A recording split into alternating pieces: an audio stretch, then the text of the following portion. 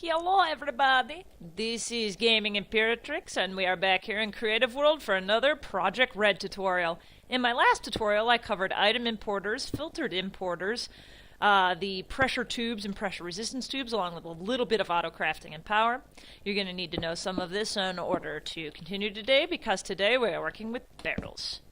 Now, barrels are unusual fellows. For example, I can put 64 iron ingots in, and then 2 iron ingots, and now I've got 1 times 64 plus 2. And in fact, if I'm holding any item on here, I can tap a couple times, and it'll send all of the iron that I'm holding into this barrel, which is pretty nice. However, no matter what I do, I can't get it out until I break my barrel. Not even, let's see, these pressure tubes, oh, they don't connect. Ah. But you know what, if I know one thing about barrels, it's that, well, it is that they usually open at the top and bottom. Oh, yes, okay. Try and, I see what happened there. Look, pressure tubes. This is the worst part of barrels, guys, this is the worst part. So, I'm going to have to be able to sit on it and maybe scoot to the edge. Oh, got it on. Alright. Okay. So now I can put my iron ingots in there, and I can assume that I can interact with this. For my first trick, or second trick, third trick, I'm going to remember that I remember how to use these filtered importers properly. Now, the first thing I need to remember is that there is a import side and an export side, and it needs to face like that. Just to make sure that we've got everything under control, we're going to put something in there, pop a lever down, and spit it out. Yay! Okay. So, very first thing we're going to try is this. Well, you know what? I bet you, like with a normal keg, we're going to have to pump it all in from the top. Oh, yeah. And in fact, barrels can accept anything, any form of pressure. They exert plenty of pressure prior to having anything in them. So what we're going to do here is we're going to create a barrel for a whole bunch of waste products. We're going to put a chest at the end in case there's anything left over. Let's say that, we run out of barrel space, and then we're just going to throw in a whole bunch of stuff like spider eyes and things people could never possibly want and end up stuck in their inventory, and then, we're going to flush it all down the line. There it goes. It's not great yet because we don't have a timer hooked up. If you want to know how to make a simple timer, you can do it like this. You need a redstone repeater and a torch. And a redstone torch. Need some kind of block to place everything on. In this particular case, we will just pick a piece of dirt. Yerg. And then you can do something basically like this. You get this guy going here, and you're like, okay, I'm going to look this up on the internet because it doesn't make any sense to me. And then after you put it together the first time, you're like, oh, this makes a perverse amount of sense. I think I've got it.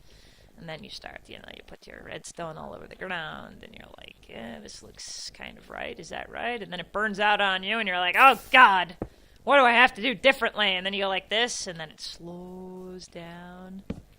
And then if you want to, you can put a lever on the end and disable it altogether. And then you can put more things in here, like, iron bars. And then when you activate your timer, it'll go like that.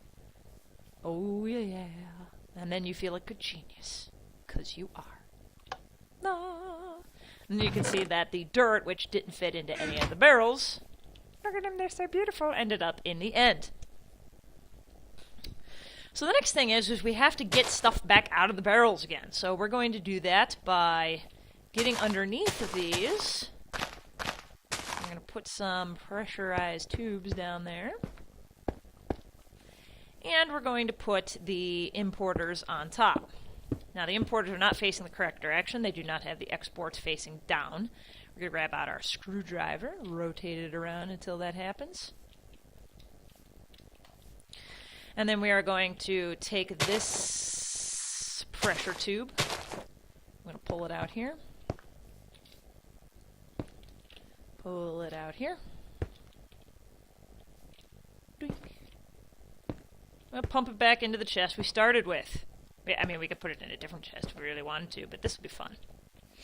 So, now we have it coming back into the chest that it started in. We can call this, you know, like ground zero. This is, you know, the chest you dump everything into and get everything back out of. And then we can take a lever and we can run that redstone back there.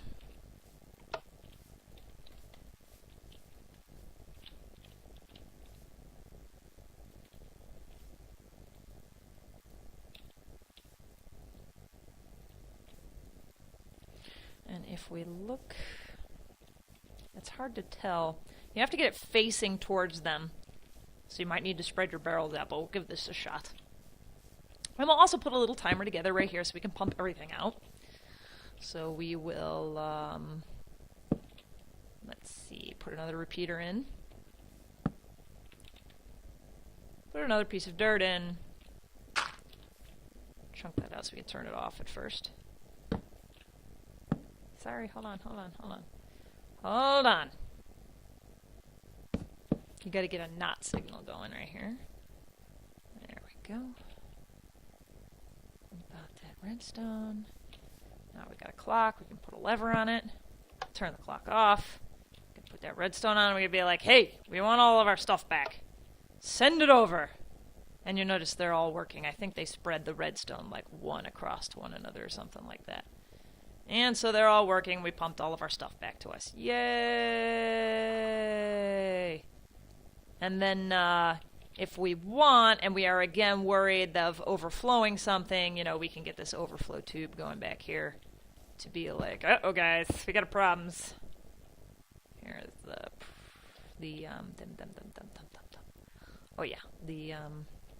pressure resistance tubes. So we could go like this. Put a pressure resistance tube in there, and then if, like, say, the box that we requested everything to gets backed up, we can pop along to there. We can also try and request it back out of there again with, you know, yet another block. But as you can see, we now have everything in here, and then we will want to get rid of it again, you know, pull whatever the hell. I lost a lever. Pull that lever, and we can send it all back out again. Guess we want to turn that lever off so that it just doesn't come all the way back to us. And yay, we have an automatic storage system. The trouble, of course, comes when we want to request just one thing back. That'll cover in the next tutorial with bundled cables. One more thing I want to make a note of before I leave is that there is an alternative to these big elaborate clock setups and to these redstones. It's called red alloy wire. You can see that it will line up with redstone. And there is a timer, also included by the exact same mod, ProjectRed, and that the timer is on by default, so we actually want to put a signal on. Yep. And then if we want to request everything back, as you can see, it just sent everything. Now if we want to speed up the timer, I think, yes. So we can get it down to, say, 1 second or down to, you know, whatever the heck. However fast we think these things can go. Oops, I need to turn this.